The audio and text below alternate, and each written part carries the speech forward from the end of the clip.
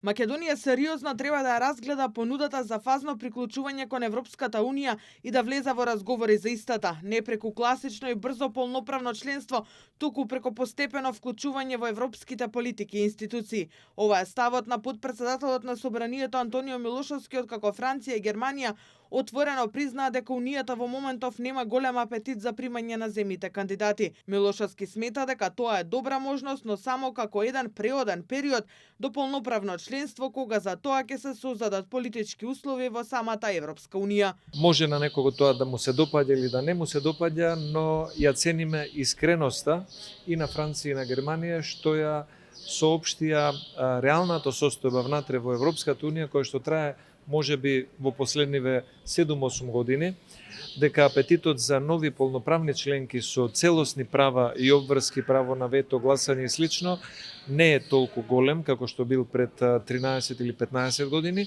но од друга страна не нудат статус-кво, туку нудат фазна интеграција на земјите во одредени сектори. Евроамбасадорот Михали Серокас пак нема сомнеш дека припаѓаме на европското семејство, но ги повтори зборовите на Антонио Кошта дека договорените уставни измени од 2022 година треба да бидат спроведени. Рокас вели дека има надеж за конструктивност од соседите на Македонија и Европската Унија во следните денови и месеци.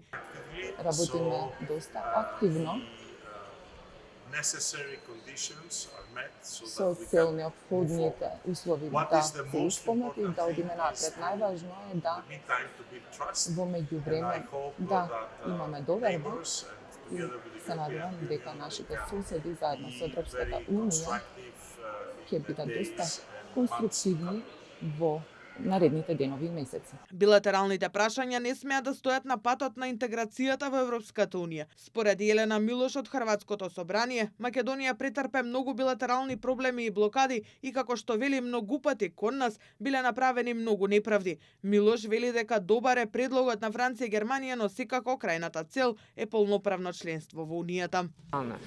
Што се тиче самог предлога, Што се однесува на самиот предлог на Франција и Германија, јас лично мислам дека пред се, дека вие како земја која цел овој период спроведува реформи на интегративниот пат, мора да одлучите кој е најдобриот пат за влез во ЕУ. Пораката е дека тука нема никакви кратенки за патот кон Европската Унија од една страна. Меѓутоа, исто така потребна е и награда за земјите кои навистина долго чекаат на тој пат, а вашата земја претрпе и многу тешкоти и предизвици во тоа. Председателот на Собранието Африм Гаши упати порака дека земјите од Западен Балкан припаѓаат во Европската Унија не само географски, туку и вредносно и историски, додавајќи дека регионалната соработка е клучна за забрзување на евроинтегративниот процес. Македонското собрание е домаќин на земјите од регионалниот процес за соработка во југоисточна Европа, а присуствуваат и представници од Хрватска, Грузија и Турција. Конференцијата се одржува во Охрид, а во фокусот се подобрувањето на регионалната соработка и подобра координација и напредок што ќе треба да ја улесни комуникацијата со Европската Унија.